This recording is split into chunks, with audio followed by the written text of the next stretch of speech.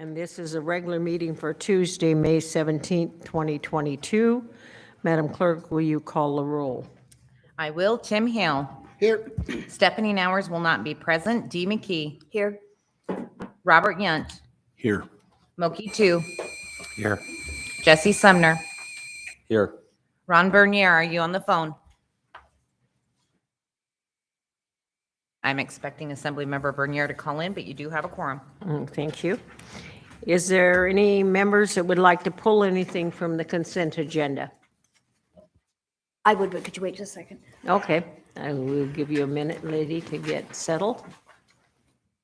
Anybody else have anything? No?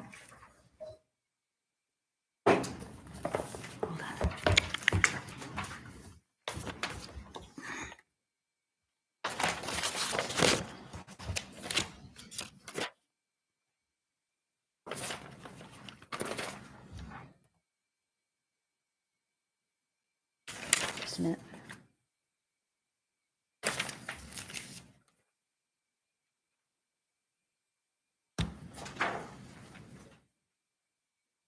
RS 22-052.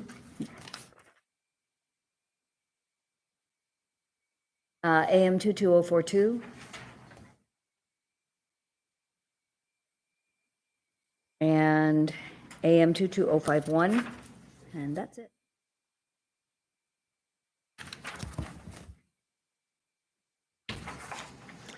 Okay, is there any other changes to the agenda? Okay, then the agenda will be approved. If you'll all stand, please. Assemblyperson Hale, would you lead us in the pledge? Pledge allegiance to the flag of the United States of America and to the republic for which it stands, one nation, under God, indivisible, with liberty and justice for all.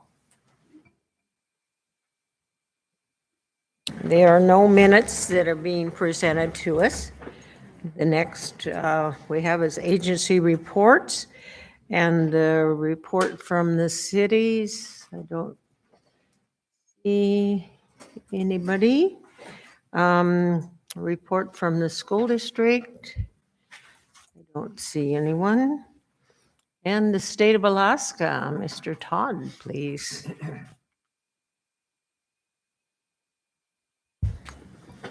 Good evening, Madam Mayor and members of the Assembly and staff. I don't have a whole lot to report because I'll probably just get in trouble if I say anything anyway. So, you probably have all been following what's happening down in Juneau. Of course, conference committee has met and issued their report. I'm still trying to get some information on what survived that, specifically the Matsu Road bonds. I don't know if you've been able to get any information, but I did ask that question. Our office, our Legislative Affairs Office, is tracking a lot of bills right now.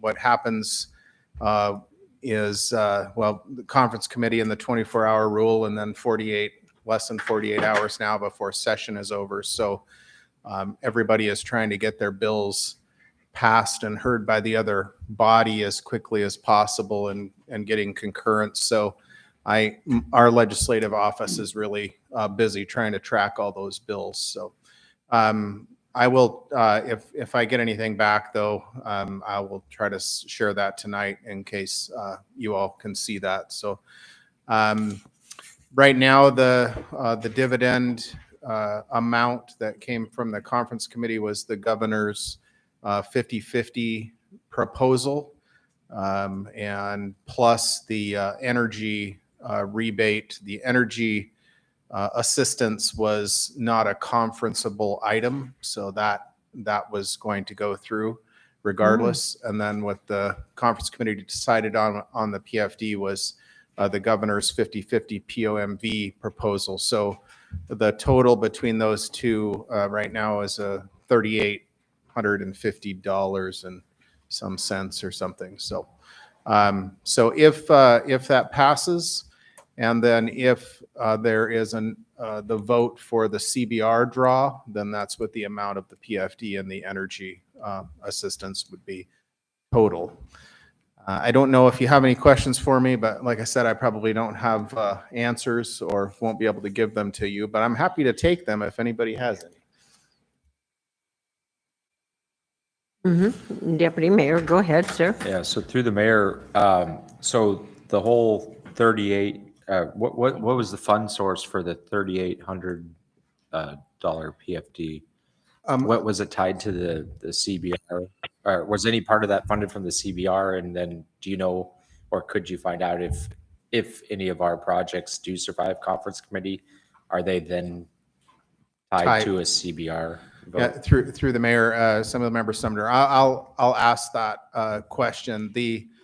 I believe that the PFD portion is from the earnings reserve, and half of the energy assistance is from the CBR, which is why if there is not the CBR, the 3/4 CBR vote, then half of that energy assistance would not be included. Follow up, sir. Assemblyperson Yant, go ahead. So the 50/50 plus half energy is 3850 or plus full energy? Through the mayor, the 50/50 and the full energy assistance would be the 3850. Thank you. Further questions? Okay, seeing none, thank you, sir, for being here and giving us your report. Thank you, Mayor.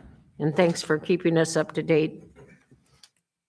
The next item on committee reports is our joint assembly school board committee on school issues. Nothing, okay. Are there any public relations reports? Seeing none.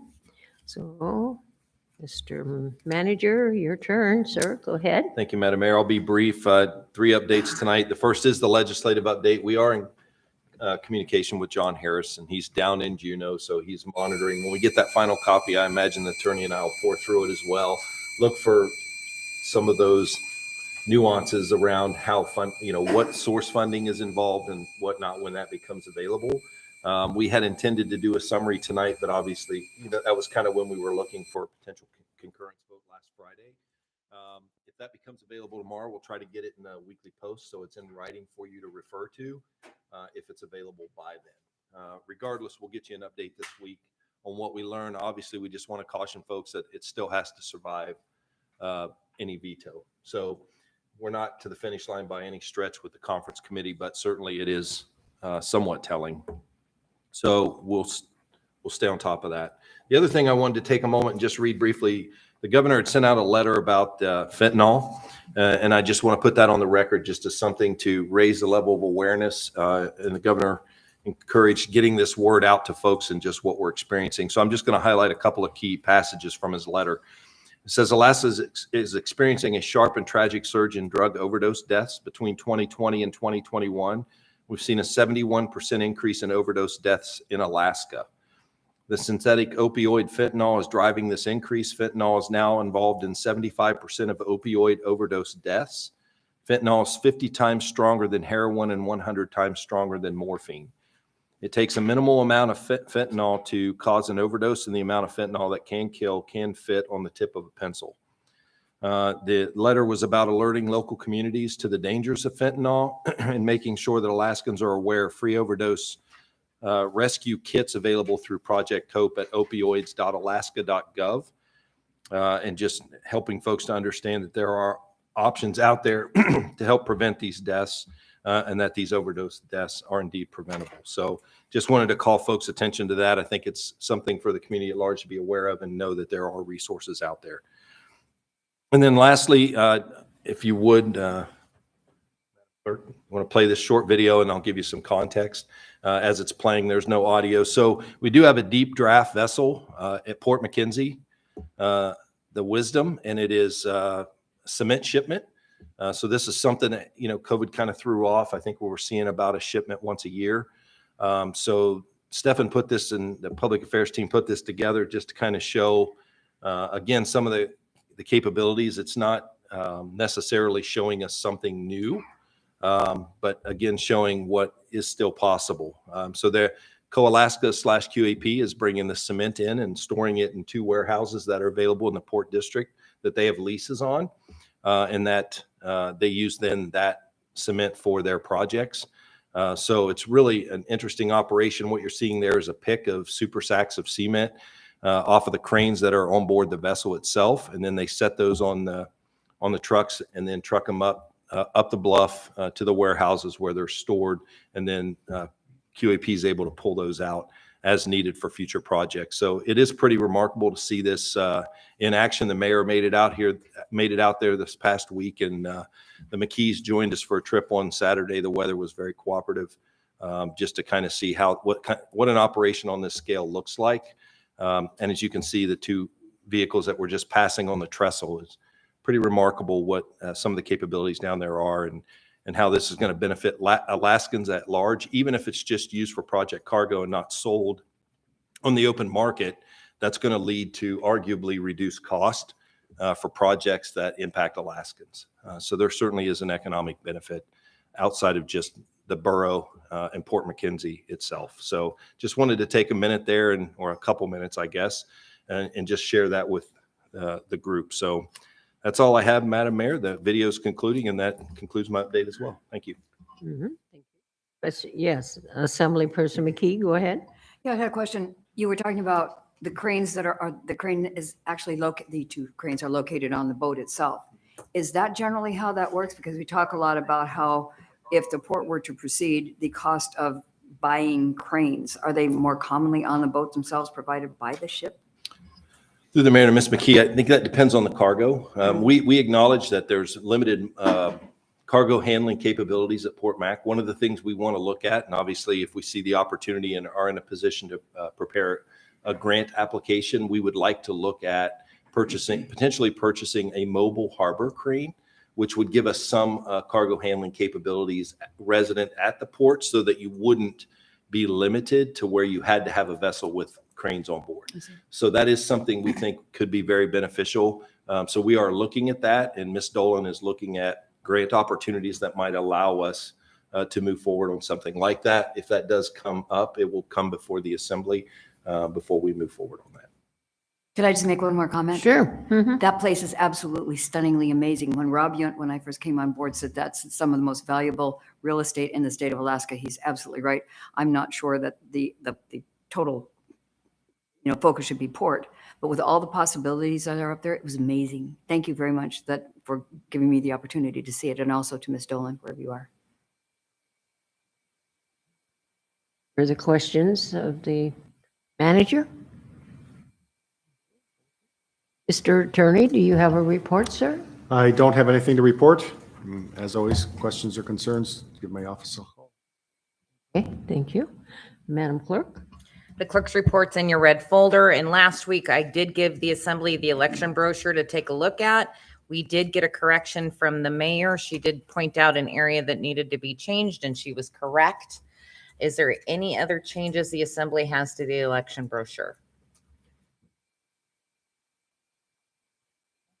Okay, we will get it off to the printers and ready to go. Thank you.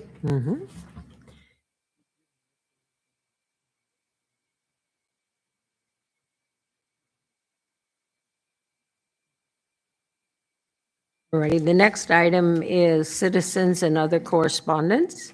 Is there any comments on any of the citizens or other correspondence that were presented to you?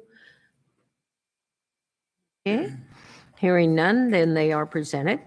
Madam Clerk, would you read the IMs to the record, please? IM 22-120, informing the assembly of the manager entering into an all-cash purchase agreement with the leasee to purchase by application the Alaska Division of Lands, lease number 63019, the fee simple estate of borough-owned land. IM 22-129, informing the assembly that the Community Development Department is partnering with the Great Land Trust on a potential 187.6 acre land acquisition in addition to Settlers Bay Coastal Park. Are there any comments on the IMs? Hearing none, the IMs are presented. We do not have any persons to be heard. Next item is public hearing. And so the clerk will read the item for the public hearing, and then we will open it for people to testify here or online.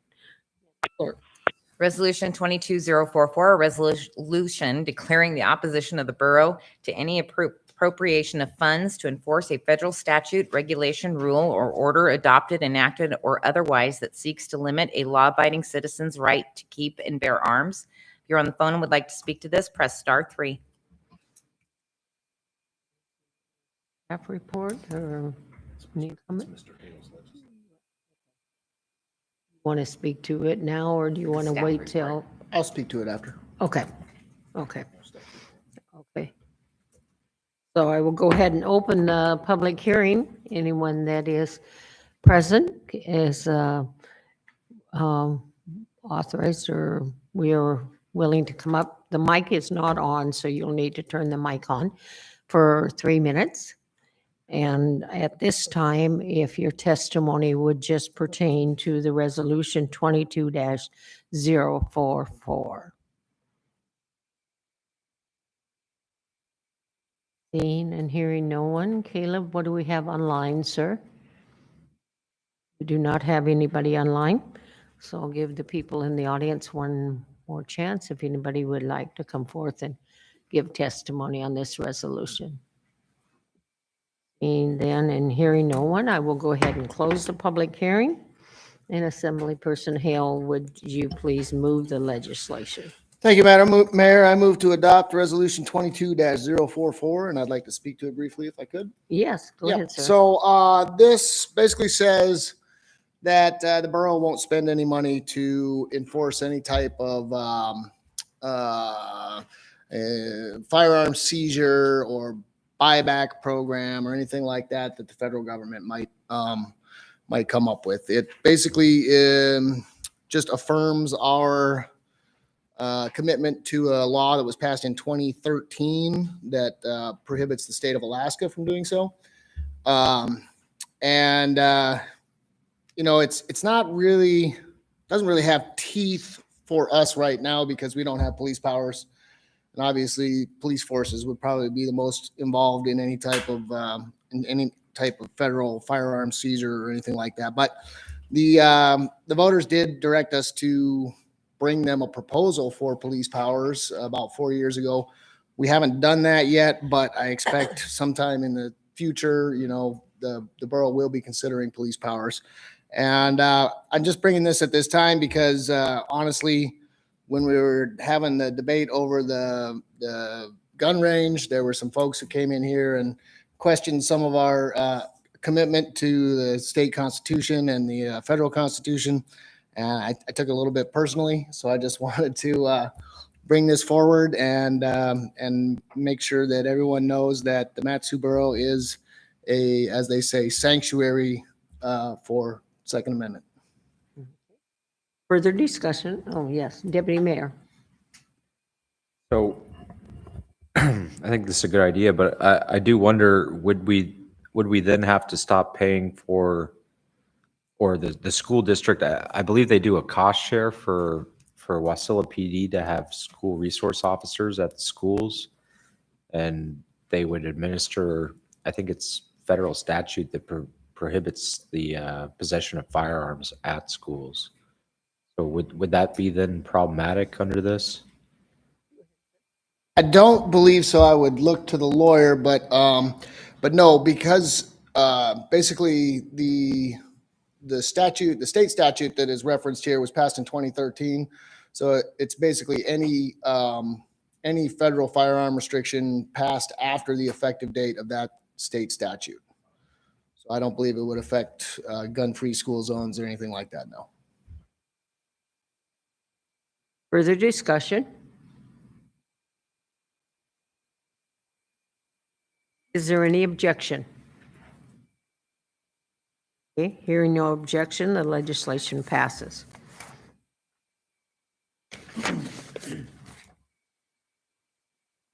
Ordinance 22051, an ordinance adopting MSB 110-300 to require voter ratification of any ordinance regulating the discharge of firearms. If you're on the phone and would like to speak to this, press star 3.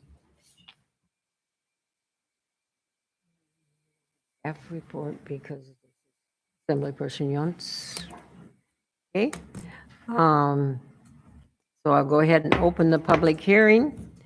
Anyone in the audience is welcome to testify before the assembly on ordinance 22-051.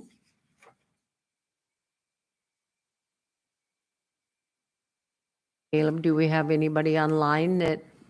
No, we do not. Thank you.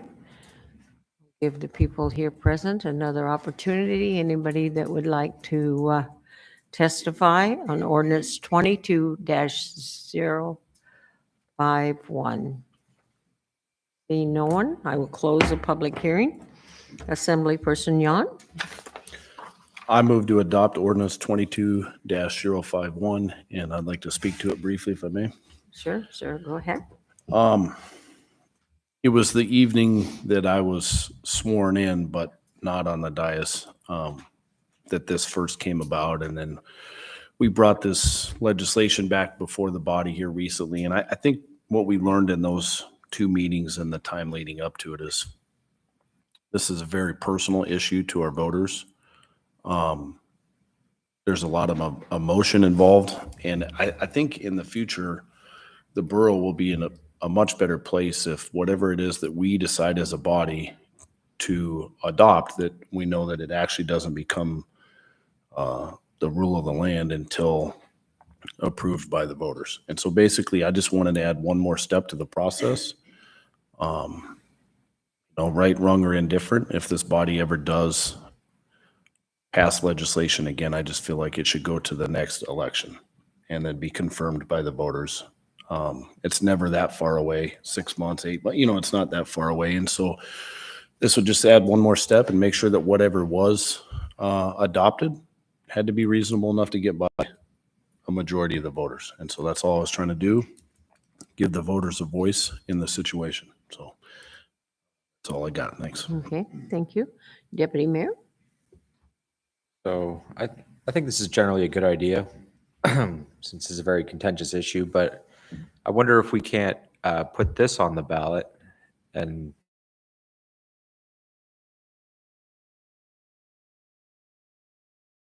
I would move to amend section 2 where it says adoption of section to add the question shall be put to the voters at the next general election and shall be effective upon passage. Okay. Yes, go ahead. And I think we'd have to amend effective date. Well, no, actually, we wouldn't. I just wanted to point out to the assembly that this November, we are with the state. We're struggling to get enough election officials for July. If we have to have all 41, actually, is it going to be 42 precincts? I do believe it's 42 precincts in November. We are going to have a very difficult time. And this is a wide question. And it's too late to get it on the July 12th election? Correct. We've already Okay. got the ballots in hand. Yeah, write it in. Okay. Ready? Yes, Assemblyperson Yant. Quick question for the attorney. So can you help me clarify and understand what just is? So the 2-year thing, I understand that this ordinance actually could be, my understanding, bypassed by a future assembly someday, or they could just get rid of this.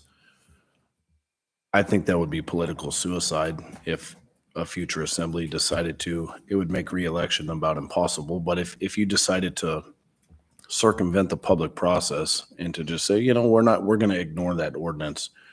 I understand what I'm bringing before this and hoping to adopt tonight isn't ironclad, but I was just trying to add another step into the process.